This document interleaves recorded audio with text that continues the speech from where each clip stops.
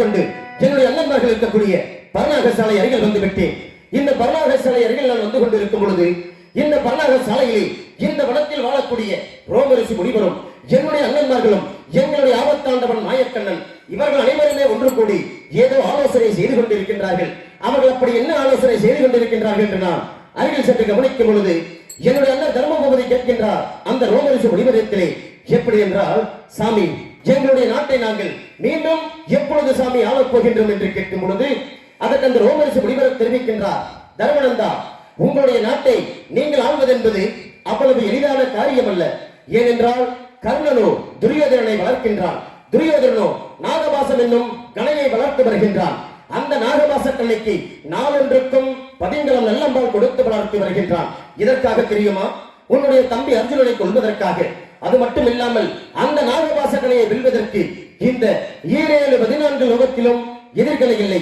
அப்படி இருக்கும் தருணத்தில் நீங்கள் எப்படி அந்த துரியோதனை வெல்லப் போகின்றீர்கள்?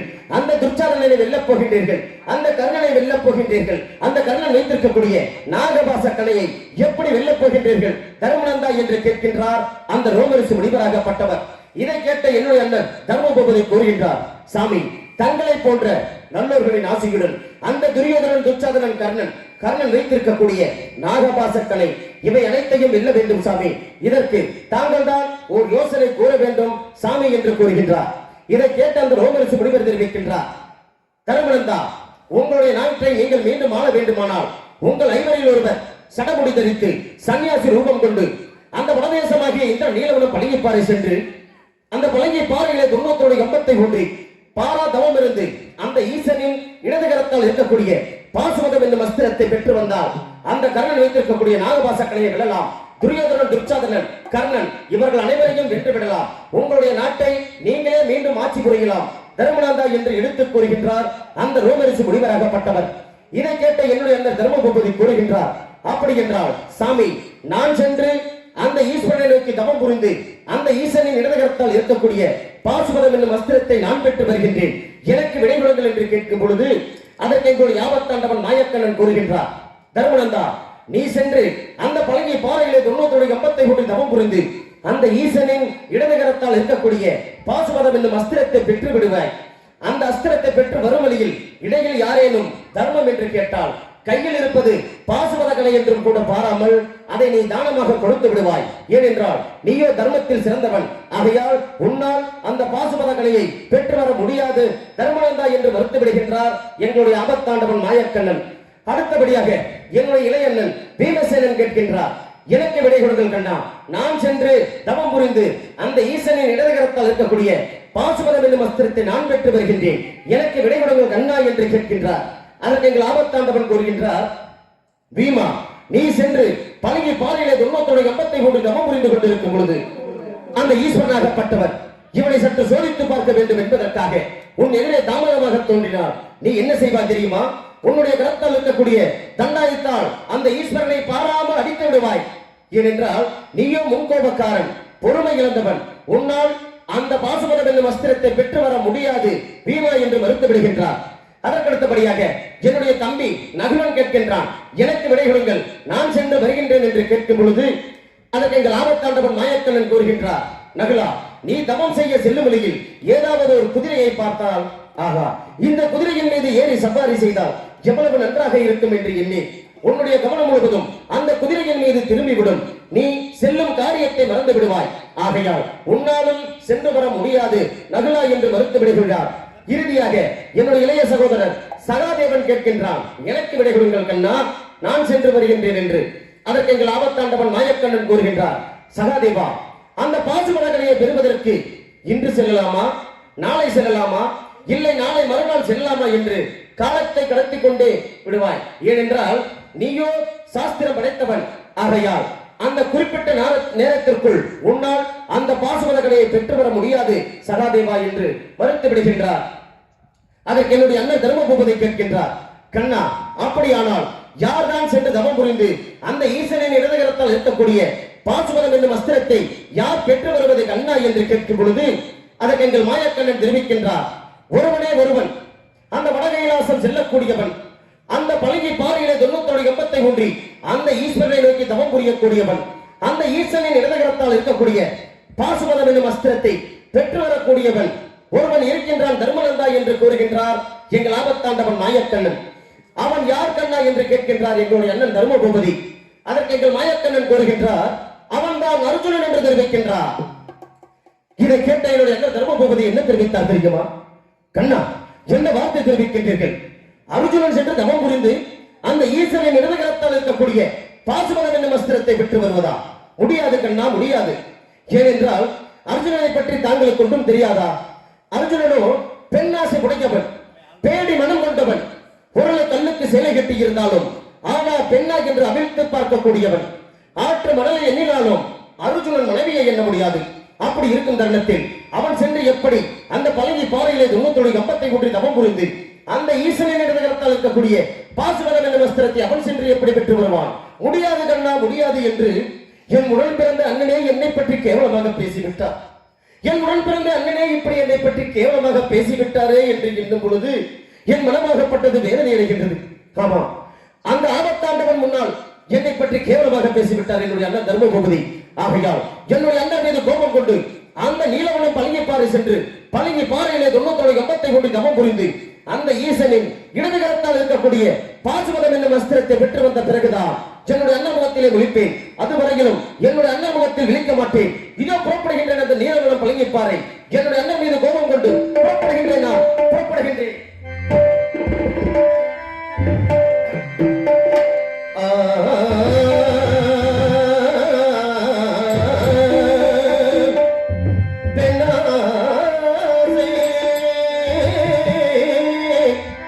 பெண்ணாசை உடையோன் என்று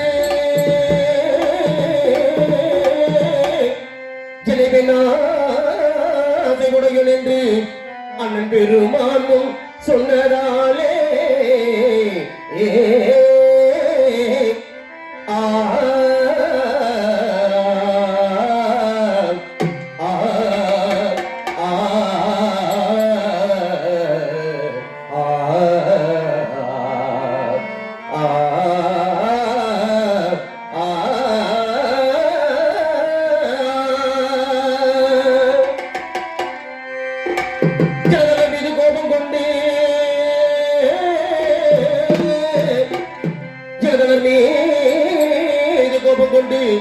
அர்ஜுனன் நான்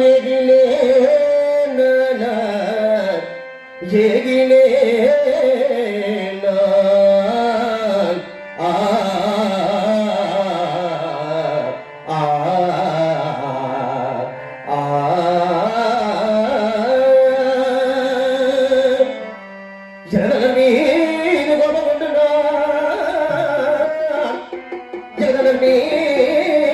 கோபம் கொண்டு நான் அர்ஜுனன் நான் வழி நடந்தேன், வழி நடந்தேன் நான்.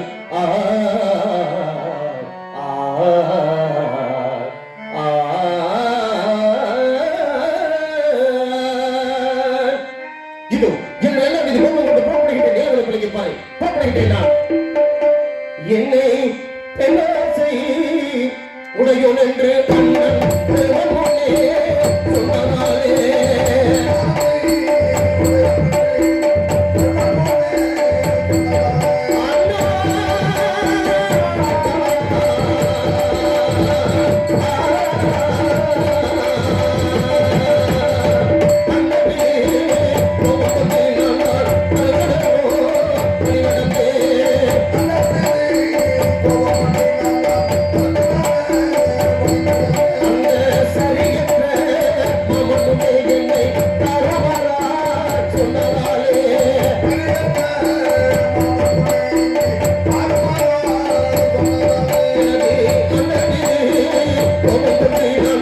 I'm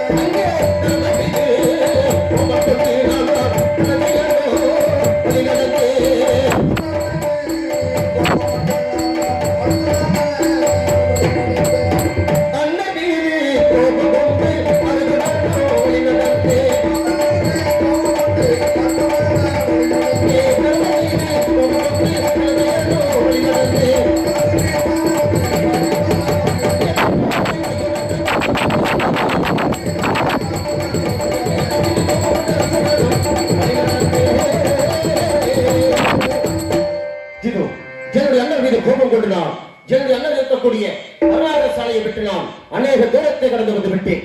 அப்படி நான் அநேக தூரத்தை கடந்து வரும் பொழுது இந்த வனமாகப்பட்டது கால பைரவர் வனம் என்று எழுதியிருக்கிறது.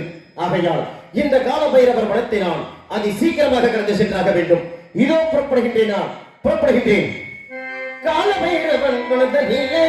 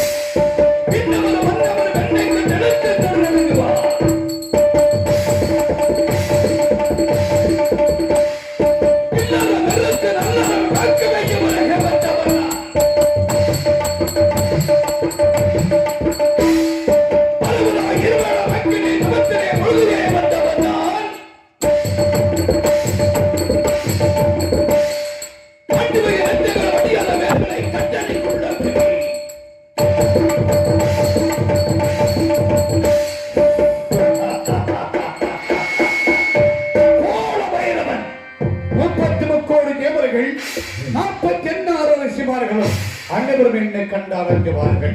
ஏன்? எதற்காக? தவத்தால், வரத்தால், பண்பால், பாசத்தால் சிறுத்தவர் என்பதற்காக.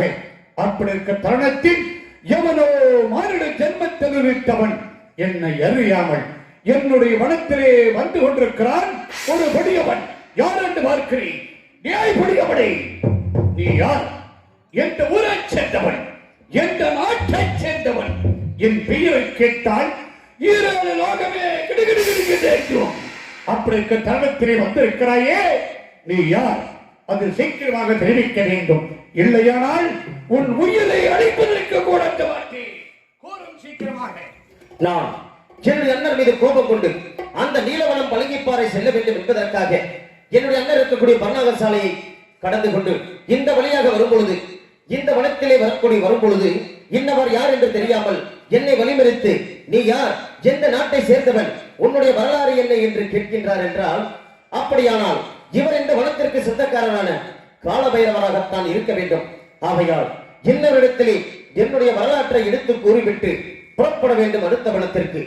சாமி, நான் யார்? எந்த நாட்டை சேர்ந்தவன்? உன்னுடைய வரலாறு என்ன என்று கேட்கின்றீர்களா சாமி? இதோ கூறுகின்றேன் சாமி, சற்று பொறுமையாக கேட்க வேண்டும் ஐயா. இதோ கூறுகின்றேன். என்ன குண சொல்லை கேளாய்,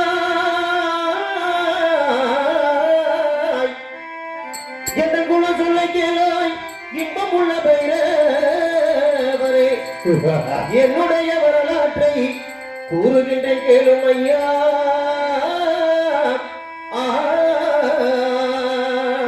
சீக்கிரமாக சாமி, எந்த குண சொல்லை கேளாய் சாமி, இன்பம் உள்ள பைரவரே.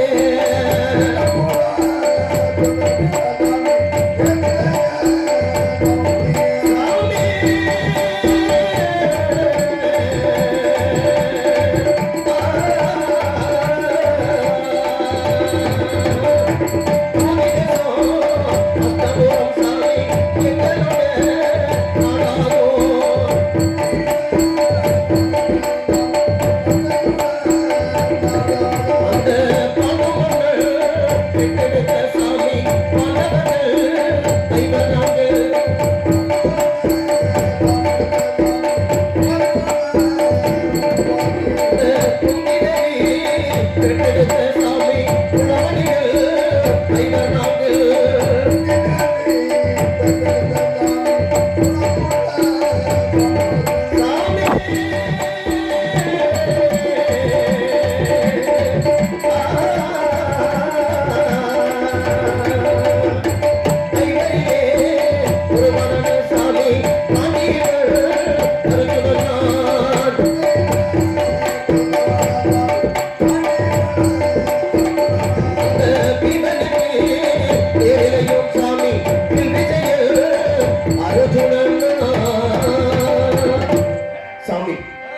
வாழக்கூடிய நாடு தூதி தேசம் அஸ்தினாபுரம். ஓஹோ. அஸ்தினாபுரத்திலே பாண்டு மகாராஜனுக்கும் குந்தமா தேவிக்கும் பிறந்த பாண்டவர்கள் ஐவர்கள் தர்மர், வீமன், அர்ஜுனன், நகுலன், சகாதேவன் என்று சொல்லக்கூடிய அந்த ஐவரில் மூன்றாவதாக பிறந்த காண்டிபதாரி அர்ஜுனன் என்னுடைய பெயர் சாமி. ஓ, தூர்க்க சமத்த முகத்திலே பாட்டி மன்னனுக்கு குண்டுமா தேவிக்கு பிறந்த பாண்டவன் என்று சொன்னால் எத்தனை இன்பங்கள் துன்பங்கள் வந்தாலும் கூட ஒன்று விட்டு ஒன்று என்ன புரியாமல் வாசம் செய்யக்கூடியவர்கள். நீ தன்மையாக வந்திருக்கிறாயே, ஏன், எதற்காக கூறப்படுகிறார்? இது கூறுகின்றேன் சாமி. பாண்டவன் என்றால் ஒருவருக்கொருவர் இணை பிரியாமல் இருப்பார்களே, நீ மட்டும் தன்னந்தனியாக இந்த வனத்திற்கு வருவதற்கு என்னடா காரணம் என்று கேட்கின்றீர்களா? இதோ கூறுகின்றேன் ஐயா. சாமி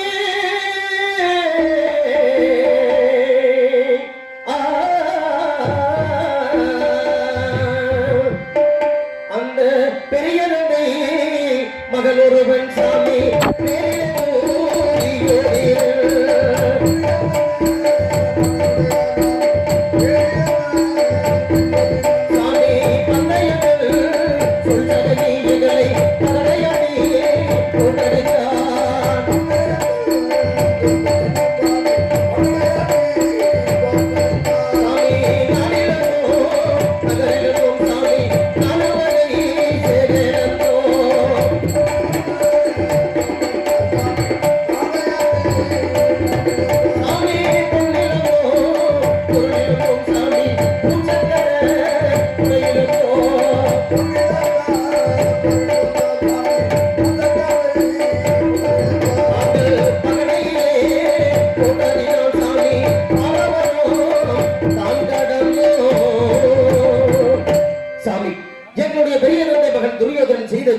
காரணத்தினால் நாங்கள் பகடையாட்டத்திலே தோற்கடிக்கப்பட்டு எங்களுடைய நாடு நகரம் பொன்பொருள் அனைத்தையும் இழந்து வனத்திலே வனச்சஞ்சாரம் செய்து கொண்டு வருகின்றோம் சாமி. அப்படி நாங்கள் வனத்திலே வனச்சஞ்சாரம் செய்து கொண்டு வரும் பொழுது என்னுடைய அண்ணன்மார்களுக்காக காய்கறிகளை பறித்துக் கொண்டு வருவதற்காக வனத்திற்கு சென்று பரணாக சாலை அருகில் சென்று கொண்டு இருக்கும் பொழுது அந்த பரணாக சாலையிலே அந்த வனத்தில் வாழக்கூடிய ரோமரிசு முனிவரும் என்னுடைய அண்ணன்மார்களும் என்னுடைய ஆபத்தாண்டவன் நாயக்கண்ணன் இவர்கள் அனைவருமே ஒன்று கூடி பேசிக் கொண்டிருந்தார்கள். அப்படி என்ன ஆலோசனை செய்து கொண்டிருந்தார்கள் தெரியுமா? அந்த எங்களுடைய அஸ்தினாபுரத்தை நாங்கள் மீண்டும் ஆட்சி புரிய வேண்டுமானால் அந்த கர்ணன் வைத்திருக்கக்கூடிய நாகபாசக்கணையை வெல்ல வேண்டும். அந்த நாகபாசக்கணைக்கு எதிர்கணை அந்த வடதேசமாகி இந்த நீலவனம் பழங்கிப்பாறை சென்று பழங்கிப்பாறையிலே தொண்ணூத்தோடு கம்பத்தை கொண்டு தவம் புரிந்து அந்த ஈசனின் இடதுகரத்தில் இருக்கக்கூடிய பாசவதம் என்னும் அஸ்திரத்தை பெற்று வந்தால்தான் கர்ணன் வைத்திருக்கக்கூடிய நாகபாசக்கணையை வெல்ல முடியும். துரியோதனன், துர்ச்சோதனன் கர்ணனை வெல்ல முடியும். எங்களுடைய நாட்டை நாங்கள் மீண்டும் ஆட்சி முடியும் என்று எங்களுடைய ஆபத்தாண்டவன் நாயக்கண்ணன் தெரிவித்தார். அங்கு யார் தவத்திற்கு சென்று வருவது என்று என்னுடைய நரகப்பட்டவர் தர்மபூபதி கேட்டார் சாமி. அதற்கு என்னுடைய மாயக்கண்ணன் தெரிவித்தார், உங்கள் ஐவரில் ஒருவன் அந்த அர்ஜுனன் ஒருவன் சென்றால் மட்டுமே அந்த பாசுபதம் என்னும் அஸ்திரத்தை பெற்று வர முடியும் என்று தெரிவித்தார் சாமி. அதற்கு என்னுடைய அண்ணன் தர்மபூபதி என்ன தெரிவித்தார் தெரியுமா சாமி?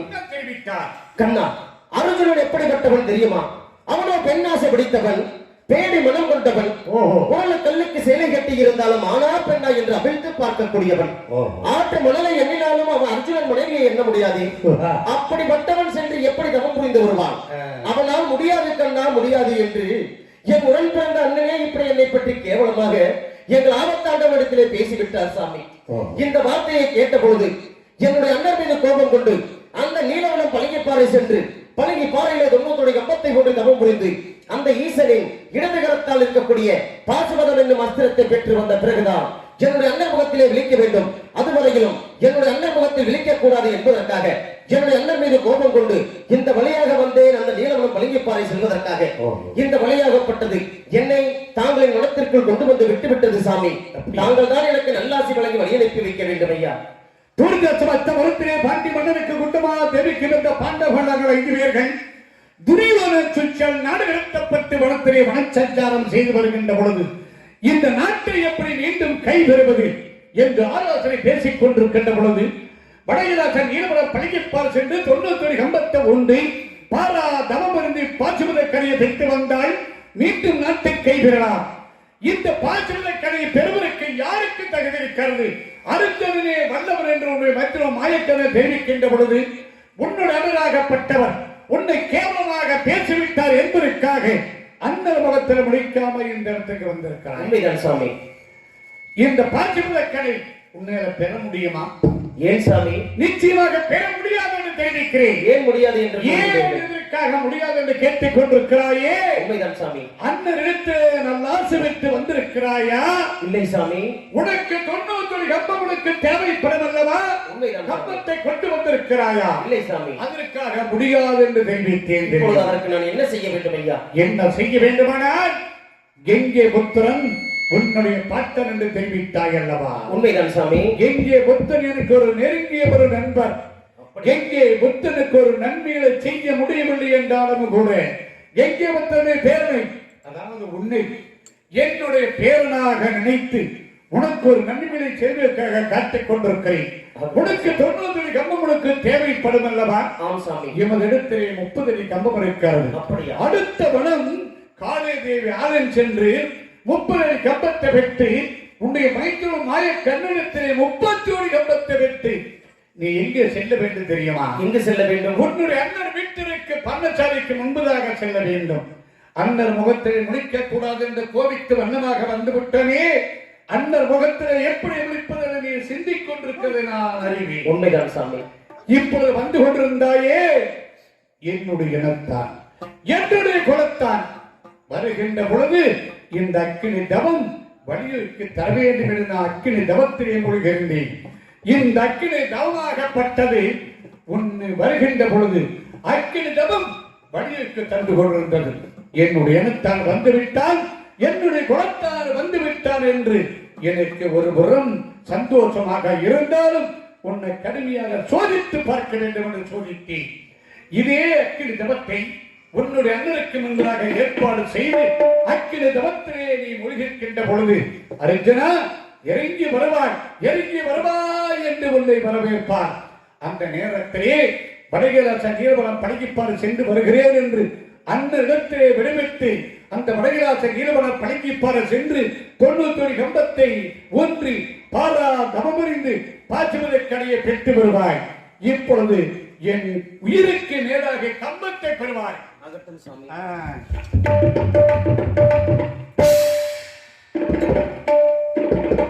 யார் என்று தெரியாமல் இந்த வனத்துக்கு வந்து என் உயிருக்கு நீராக கம்பத்தை பெற்றிருக்கிறாய். இந்த கம்பத்தை எப்படி கொண்டு செல்ல வேண்டும் தெரியுமா? எப்படி செல்ல வேண்டும்? முன் திரும்பி பார்த்த கண்ணால் பெண் திரும்பி பாராமல் சென்று கொண்டிருக்க வேண்டும். அப்படியா? எந்த பெண்கள் முகத்தில் முடிக்க கூடாது. மிகவும் சக்தி வாய்ந்த கம்பம். இந்த 3 கம்பங்கள் ஒன்றாக பொருந்து வேண்டுமானால் எமது இடத்திலே மந்திரம் இருக்கிறது. அதை உச்சரிக்கிறேன். எப்படி தெரியுமா? எப்படி? வேத மந்திரா கால பைரவா நமோ நமோ, தாரகை மந்திரம் கால பைரவா நமோ நமோ, ஞான பண்டிக சொருக கால பைரவா நமோ நமோ என்று 3 முறை உச்சரித்தால் இந்த கம்பமாகப்பட்ட ஒன்றாகவே பொருந்துவிடும். கம்பத்தில் நின்று அரகரா சிவசிவா சம்போ மகா தேவா என்று நாமத்தை உச்சரித்துக் கொண்டிருக்கின்ற பொழுது ஈஸ்வரன் உன்னுடைய கண்களுக்கு முன்பதாக தோன்றுவார்.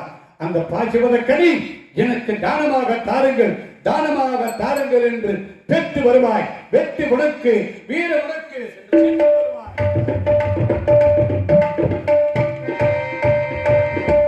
இதோ காலவேரவனாகப்பட்டவர் அவர் கரத்தில் இருக்கக்கூடிய 30 அடி கம்பத்தை எனக்கு தானமாக கொடுத்து அடுத்த படம் என்று சொல்லக்கூடிய காளி தேவி படம் சென்று அன்னையிடத்தில் இருக்கக்கூடிய 30 அடி கம்பத்தையும் தானமாக பெற்று உங்களுடைய ஆபத்தாண்டவனிடத்திற்கு சென்று அவர் கரத்தில் இருக்கக்கூடிய 31 செப்பு கம்பத்தையும் தானமாக பெற்று உன்னுடைய அண்ணனிடத்திற்கே சென்று உன்னுடைய அண்ணனிடத்திலே நல்லாசி பெற்று மீண்டும் அந்த நீலவனம் பழங்கிப்பாறை சென்று வருவாய் அர்ஜுனா என்று எனக்கு ஆசி வழங்கியுள்ளார்.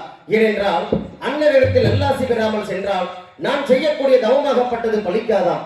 ஆகையால் அண்ணனிடத்திலே சென்று நல்லாசி பெற்று மீண்டும் அந்த நீலவனம் பழங்கிப்பாறை தவம் புரிந்து சென்று வருவாய் அர்ஜுனா என்று எனக்கு ஆசி வழங்கி இருக்கின்றார். ஆகையால் காலபைரவர் கொடுத்த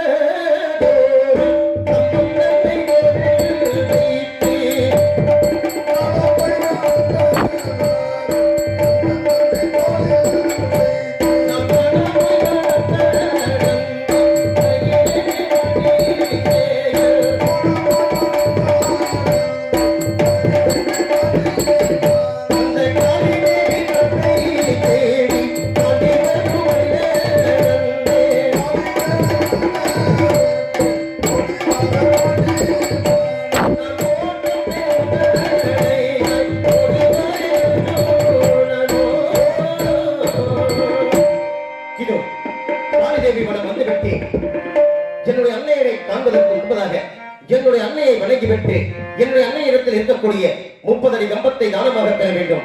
இதோ என்னுடைய அன்னையை வணங்குகின்றேன். நான் நிறைஞ்ச மனசு உனக்கு தாண்டி மகமாயி உன்னே நினைச்சு புட்டா கெடுதல் எல்லாம் சுகமாயி மலைகளும் இதை சொல்லுமடி மகமாயி கண்ணில் தொட்டியங்குளம் தெரியுதடி மகமாயி நமையாளும் நாயகியான மகமாயி கண்ணினை போல காத்திடுவாள் மகமாயி உபயவளவலே இவன்மான் மகளே சமயத்தில் வருபவள் அவளே எங்கள் சமயபுரத்தால் அவளே இசைக்கலையாவும் தந்தருளவே வந்திடுவாய் மகமாயி உன்னை தஞ்சம் என்று சரணடைந்தேன் தஞ்சை முத்துமாரி தஞ்சம் என்று சரணடைந்தேன் தாய் மயிலையிலே முண்டக கண்ணி கோலவிழி பத்ரகாளி மீண்டும் வரம் தருவாய் என் தாய் வேகாற்று கருமாரி. இதோ இப்பொழுது என்னுடைய தாய் காளி தேவி இடத்தில் இருக்கக்கூடிய 30 அடி கம்பத்தை பெற வேண்டும். தாயே காளி தேவி அம்மா, நான் தான் தாங்களுடைய மகன் அர்ஜுனன் வந்திருக்கின்றேன். தாயே இதற்காக தாங்களுடைய ஆலயத்தை நாடி வந்தேன் என்றால் நான் அந்த நீலவனம் பழங்கிப்பாறை செல்ல வேண்டும். பழங்கிப்பாறை சென்ற 90 கம்பத்தை கொண்டு தவம் புரிய வேண்டும். அந்த ஈசனின் இடதுகரத்தால் இருக்கக்கூடிய பாசுபதம் என்னும் அஸ்திரத்தை பெற்று வர வேண்டும் தாயே. ஆகையால் அந்த நீலவனம் சென்ற 90 கம்பத்தை கொண்டு தவம் புரிவதற்காக தாங்கள் கருத்தில் இருக்கக்கூடிய 30 அடி கம்பத்தை எனக்கு தானமாக கொடுக்க வேண்டும் தாயே. அப்படி ஆகட்டும் பாலகா. ஆகட்டும் தாயே. அம்மா, நான் தவம் செய்ய செல்லும் வழியில் எனக்கு ஏதேனும் ஆபத்து ஏற்பட்டால் தாயே காளி என்று அழைத்தால் என் முன்னால் தோன்றி எனக்கு நேர்ந்த ஆபத்திலே இருந்து என்னை காக்க வேண்டும் தாயே. அப்படி ஆகட்டும் பாலகா, சென்று வருவாய். ஆகட்டும் அம்மா, சென்று வருகின்றேன். இதோ என்னுடைய தாய் காளி தேவி இடத்தில் இருக்கக்கூடிய 30 அடி கம்பத்தை பெற்றுவிட்டேன். தவம் செய்ய செல்லும் வழியில் எந்த ஒரு ஆபத்து நேர்ந்தாலும் தாயை காளி என்று அழைத்தால் உன் முன்னால் தோன்றி உனக்கு நேர்ந்த ஆபத்திலிருந்து உன்னை காப்பேன் அர்ஜுனா என்று எனக்கு சத்தியம் செய்து வைத்திருக்கின்றார்கள். ஆகையால் இப்பொழுது நான் காளி